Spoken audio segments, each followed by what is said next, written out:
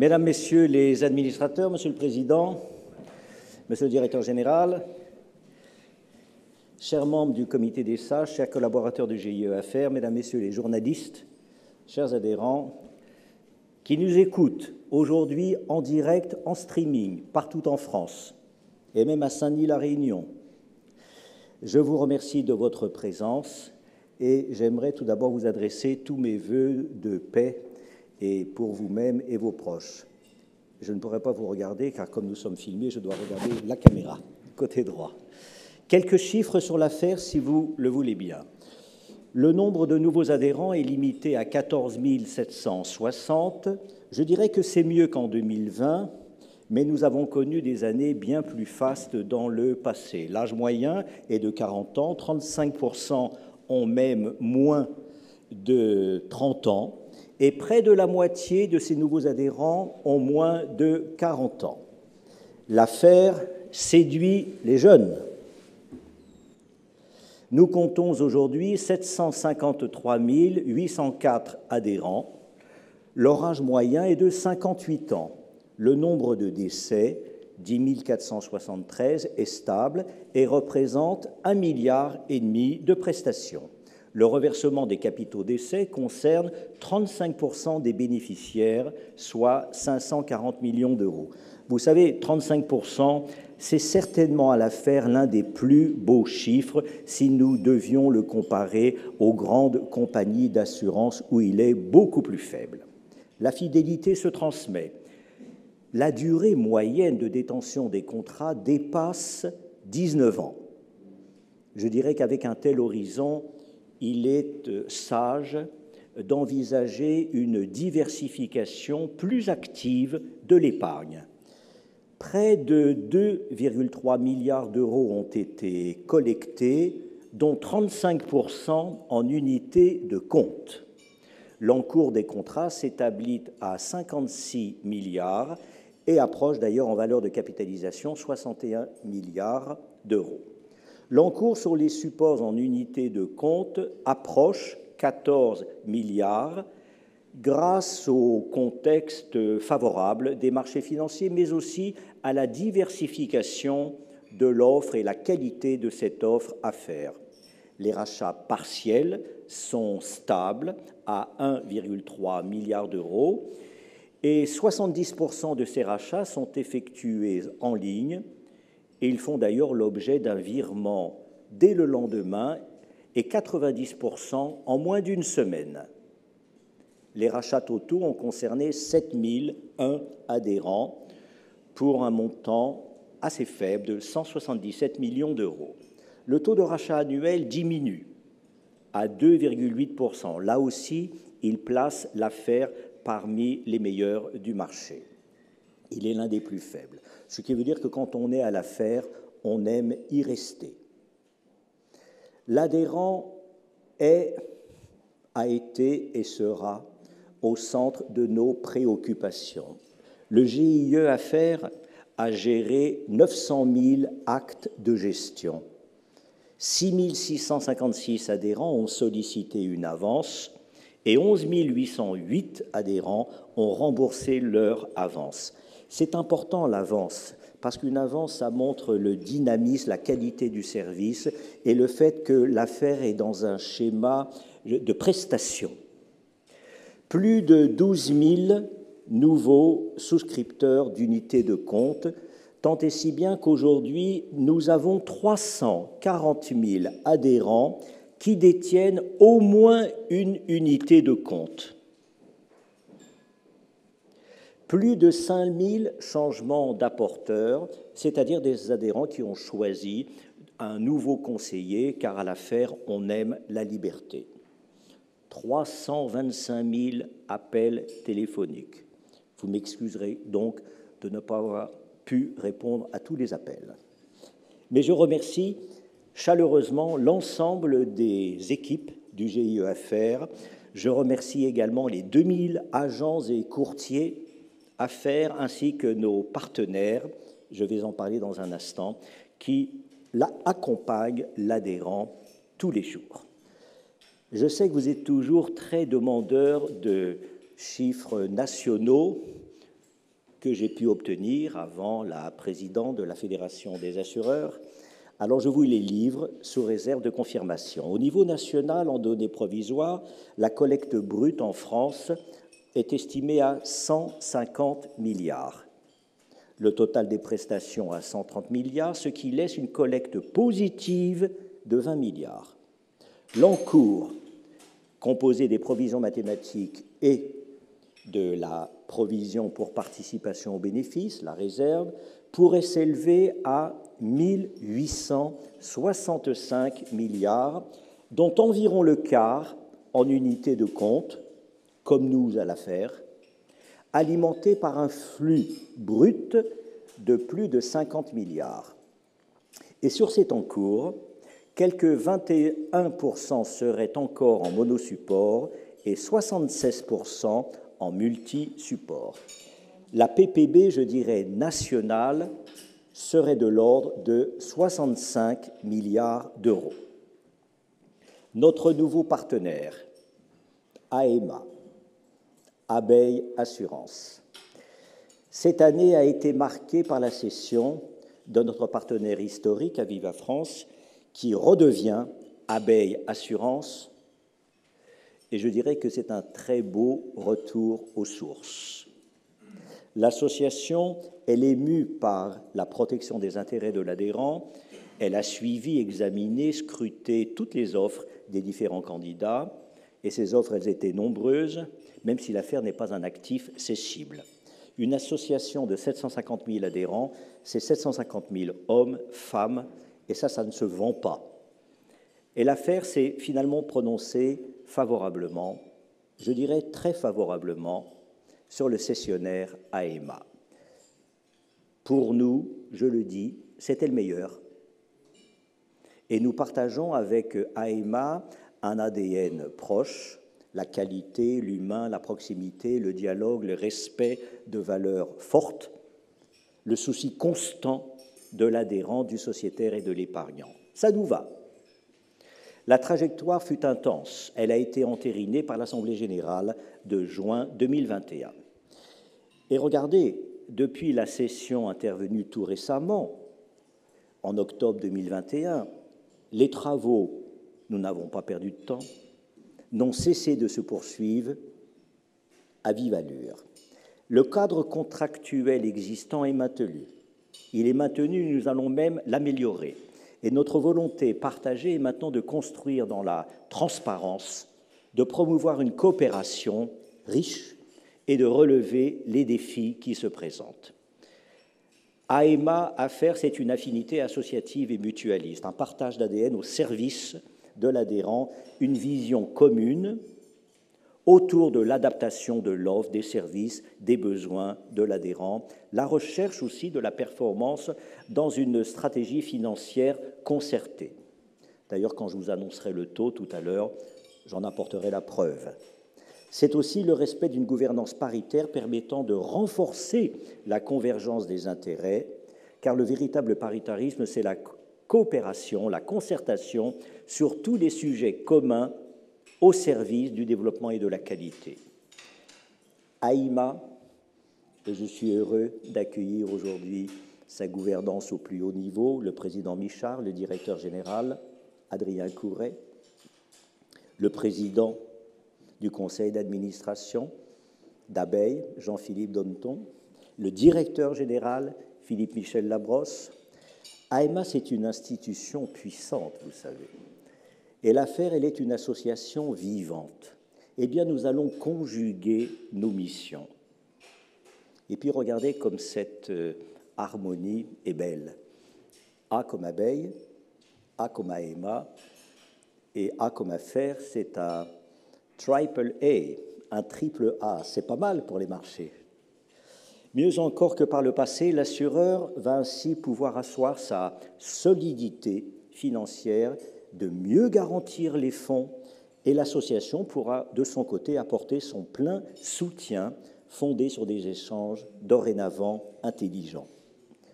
Oui, avec AEMA, l'affaire recouvre un équilibre qui va donner une force nouvelle à notre action, car nous choisissons de concentrer notre énergie commune pour des convictions partagées dans l'intérêt de tous, de l'adhérent et du sociétaire.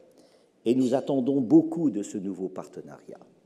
Les quelques mois d'expérience renforcent encore plus notre espérance, et le cap est fixé, nous allons le maintenir.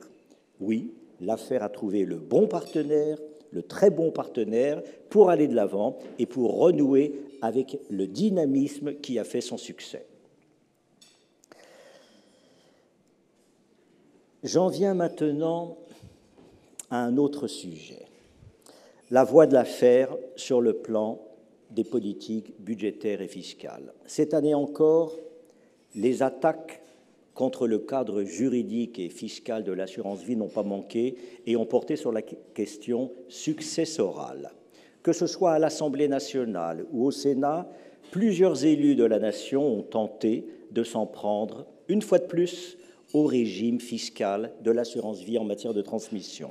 Et l'affaire, une fois de plus aussi, a tenu l'étendard contre un funeste amendement de décembre 2021 que nous avons réussi à repousser. Et nous avons conscience que ce n'est qu'une bataille qui vient de commencer. Le combat débute et l'affaire sera toujours contre ces élus de la République qui veulent s'accaparer une épargne qui ne leur appartient pas. L'affaire, elle sera toujours pour les familles qui veulent transmettre dignement le fruit de leur travail à ceux qu'elles aiment. Un mot sur cette énième tentative contre les héritages. Ce n'est pas bon signe. 24 économistes, vous savez que les économistes, c'est une espèce particulière d'hommes et de femmes. Quand on donne le prix Nobel à un économiste, vous pouvez être sûr que l'année d'après, on le donne à celui qui a dit le contraire. Ces économistes ont été sollicités. Leurs propositions sont pour le moins confuses en matière de droit fiscal. Elles s'appuient, selon nous, sur des approximations. Et le sujet des successions mérite une véritable réflexion. Nous verrons si la piste « celui qui reçoit » mérite d'être privilégiée. L'affaire tient à une chose, elle tient à rappeler la nature juridique, la qualification juridique du contrat et le fait que le capital garanti en cas de décès ne peut pas relever de la dévolution successorale puisque ce capital est réputé de jamais appartenir au défunt. C'est un point capital. Et ceux qui dénoncent ce dispositif comme tellement avantageux oublient de dire que ce régime assujettit déjà les défunts à payer des prélèvements sociaux de 17,2%. En outre, l'abattement en vigueur par bénéficiaire n'a pas été revu depuis 23 ans. Il est même divisé en cas de démembrement des droits entre les bénéficiaires, lesquels d'ailleurs peuvent ne pas avoir d'héritier. L'affaire, sachez-le, poursuivra avec détermination son combat face aux soubresauts, je dirais, idéologiques des temps modernes. Et puis il y a une autre instance, le Conseil d'analyse économique, qui a le droit de stigmatiser la richesse, qui ne définit pas, et de dénoncer les niches fiscales, à combattre au titre de l'assurance vie, dit-il, du démembrement de propriété ou de la non-taxation des plus-values latentes. Pour nous, à l'affaire, je vais vous dire ce qui est essentiel. C'est qu'au-delà de la réforme fiscale des successions, on en arrive à une tentation de remise en cause civile de la désignation des bénéficiaires. Est-ce que cela veut dire qu'on va nous imposer nos bénéficiaires ? Veut-on laisser à quelques députés le pouvoir de choisir à notre place nos héritiers ou ceux que nous voulons protéger ? Et donc, toute cette réforme, elle s'inspire d'une philosophie qui nous paraît dictatoriale de l'épargne. L'assurance vie, elle est un produit d'épargne populaire. 18 millions de Français y ont souscrit. Je ne crois pas qu'ils soient tous millionnaires. 58% sont des agriculteurs et ils détiennent un contrat. Un cadre sur deux, 30% des employés, 38% des artisans. Donc l'assurance vie, elle n'est pas une niche fiscale. pour des ménages fortunés. Elle est un service public, et on ne taxe pas un service public. Elle est aussi l'affaire des gens modestes. Défendre l'assurance vie, c'est le credo de l'affaire, c'est servir l'intérêt général. Mais attaquer l'assurance vie, c'est servir des intérêts catégoriels. C'est punir la France, et c'est punir une France qui réussit et qui veut transmettre. Je dirais qu'au-delà de l'aspect spécifiquement financier, économie des héritages, transmettre, c'est un acte de la vie. Transmettre, c'est un acte de la vie. Cela veut dire que nous voulons que l'héritage ait une valeur d'exemplarité et de réussite pour nos enfants, pour nos proches et ceux que nous aimons. Alors, ce que je voudrais rajouter aussi, c'est qu'il n'y a rien de plus beau que de transmettre cette exemplarité et cette réussite aux générations futures. Depuis 2006, on a connu 16 réformes du régime des capitaux d'essai. 16. C'était 16 de trop, d'ailleurs. L'affaire aura à cœur d'obtenir des candidats à la présidentielle qu'ils s'engagent afin que la confiance légitime des adhérents, des épargnants, soit respectée. Notre association a été mobilisée à Paris, mais elle l'a été également à Bruxelles, pour ne pas dire à Francfort, où est son siège, à propos de la réglementation applicable à l'assurance et aux services financiers, les règles de solvabilité.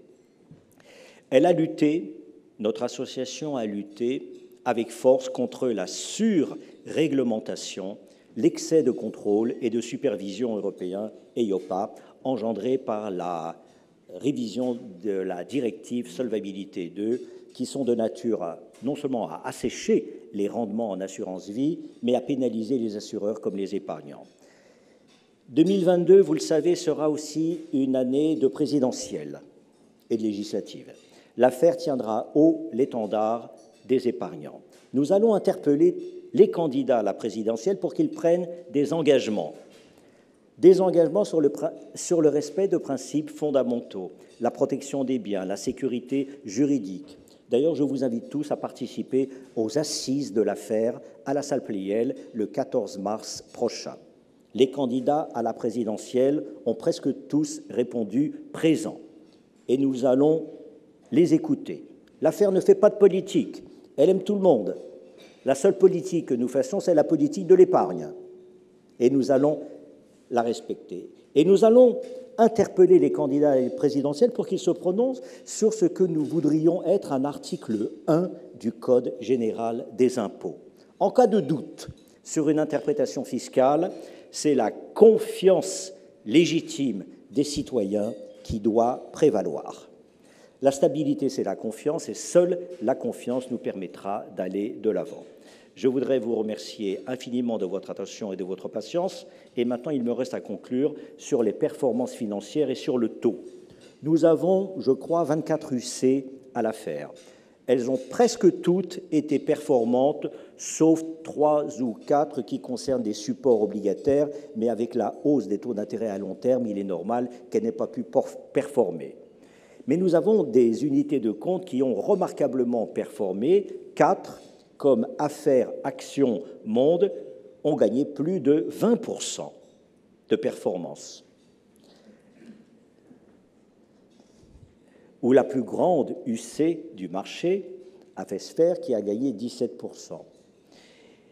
17%, c'est, vous allez en déduire le taux, c'est 10 fois mieux que le Fonds général. Eh bien, je vous annonce le taux 2021 de l'affaire. Celui-ci s'établit à l'équivalent de 1,70% net. J'ai une autre information à vous donner qui est très importante et qui montre la chaleur, le dynamisme de cette coopération avec Abeille Assurance. La dotation nette de PPB s'élève à 132 millions d'euros. Elle correspond à une dotation de 200 millions d'euros et une reprise essentiellement contractuelle de 68 millions. Ce qui veut dire que notre PPB, et c'était l'un des engagements qui a été tenu par notre partenaire, que nous exprimions, que nous souhaitions il y a quelques mois, notre PPB se renforce pour représenter fin 2021 l'équivalent de 401 millions d'euros, soit une sorte de réserve, entre guillemets, de 0,93 points des provisions mathématiques, alors que nous n'avions que 269 millions l'année dernière. C'est une très forte progression et je remercie notre partenaire de nous avoir écoutés et de nous avoir donné satisfaction. Je voudrais, pour terminer, remercier l'ensemble des collaborateurs pour leur implication, tous les membres de mon conseil d'administration, aujourd'hui présents, le comité consultatif, le comité des sages, les collaborateurs du GIE, si dévoués, les conseillers et tous les adhérents de la grande famille Affaires.